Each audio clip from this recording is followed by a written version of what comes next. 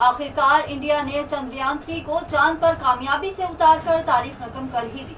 America, रूस और चीन के बाद इंडिया वो चौथा मुल्क बन गया है जिसने चांद की सतह पर कामयाबी के साथ सॉफ्ट लैंडिंग की है। इसके साथ इंडिया चांद के जनूबी कुतुब के करीब खलाई जहाज उतारने वाला दुनिया का पहला मुल्क भी बन गया है। मगर ये सवालात भी पूछे जा रहे हैं कि कोई मुल्क चांद तक क्यों पहुँचना चाहता है? क्या वहाँ इंसानी बस्तियाँ बनाने का इरादा है? हुकूमत खलाई तहकीक पर रकम खर्च करने के बजाय अवाम की फलाह बहबूद पर क्यों खर्च नहीं करती? चांद पर मिशन भेजने की वजह से इंसानों को बहुत सारे फायदे हुए हैं और इनकी मदद से हमारी जिंदगियां मजीद आरामदेह हुई हैं। इस दौरान हमें चंद ऐसी चीजें मिली या दरियाफ्त हुई हैं जिसकी मदद से टेक्नोलॉजी में तरक्की हुई है। आइए ऐसी ही 5 चीजों को देखते हैं। Digital flight control. एक वक्त था जब कंप्यूटर बहुत बड़े हुआ करते थे। वो इब्तिदाई अय्याम में कंप्यूटर पूरे कमरे या हॉल की जगह ले लेते थे। किताब डिजिटल अपोलो के मुसन्निफ डेविड मंडेल कहते हैं कि सन 1960 की दहाई का कम्युनिकेशन वो दौर था जब लोगों ने इस बारे में बात करना शुरू की कि उनके कंप्यूटर कितने छोटे और कॉम्पैक्ट हो सकते हैं। कंप्यूटर को सबसे पहले नासा के अपोलो मिशन के दौरान एक सूटकेस में फिट करने के लिए डिजाइन किया गया था। इसमें एक स्क्रीन, एक इनपुट कीबोर्ड था जिसके जरिए इंसान जमीन से तकरीबन 3.8 लाख किलोमीटर दूर एक बड़े खलाई जहाज को कंट्रोल कर सकता था। बुनियादी तौर पर यह कंप्यूटर पहला डिजिटल स्टीयरिंग कंट्रोलर था। इस टेक्नोलॉजी ने डिजिटल फ्लाई बाय वायर को जन्म दिया जो आज हर हवाई जहाज में पाया जाता है। पहले हाइड्रोलिक आलात होते थे जिन्हें इलेक्ट्रॉनिक कंट्रोल डिवाइस से बदला दिया गया था और ये पहला डिजिटल फ्लाइट कंट्रोल था। कंप्यूटर, माइक्रोचिप्स और स्मार्टफोन्स। अब जहां डिजिटल टेक्नोलॉजी आई वहां कंप्यूटर आ गए।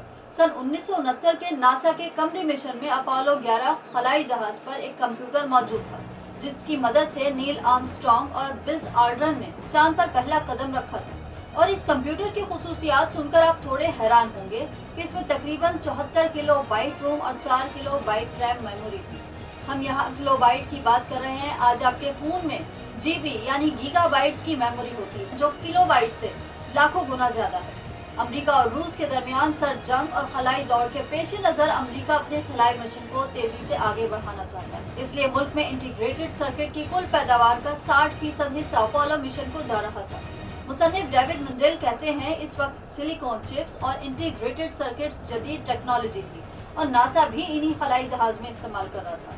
ये खबर फैल गई कि मुल्क में सिलिकॉन इनकलाब शुरू हो गया है।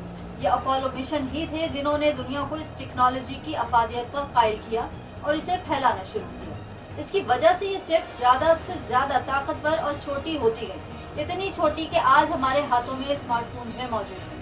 महंगी हैवी ड्यूटी लैंडलाइन से लेकर जदीद दौर के स्मार्टफोन्स तक का सफर बहुत तवील रहा और इसमें सबसे अहम किरदार बैटरी की टेक्नोलॉजी ने अदा किया। लेकिन आप जानते हैं कि ये टेक्नोलॉजी भी खलाई मिशनों से आई। नासा की तरफ से चांद पर भेजे गए कमांड मॉड्यूल में चांदी की जिंक बैटरी थी जो उस वक्त की सबसे हल्की बैटरी थी, लेकिन ये बैटरी रिचार्ज नहीं हो सकती थी। नासा ने तवील अरसे तक इस पर तहकीक की लेकिन कामयाब ना हो सकी। आखिरकार सन 1996 में कायम होने वाली एक निजी कंपनी ने इस टेक्नोलॉजी पर मजीद तहकीक शुरू की। वो रिचार्जेबल बैटरियां समाज के आलात में डालना चाहते थे, लेकिन लिथियम आयन बैटरीज जो हमारे मोबाइल फोन्स, लैपटॉप और अब कारों में भी हैं ज्यादा जल्दी गर्म हो जाती है।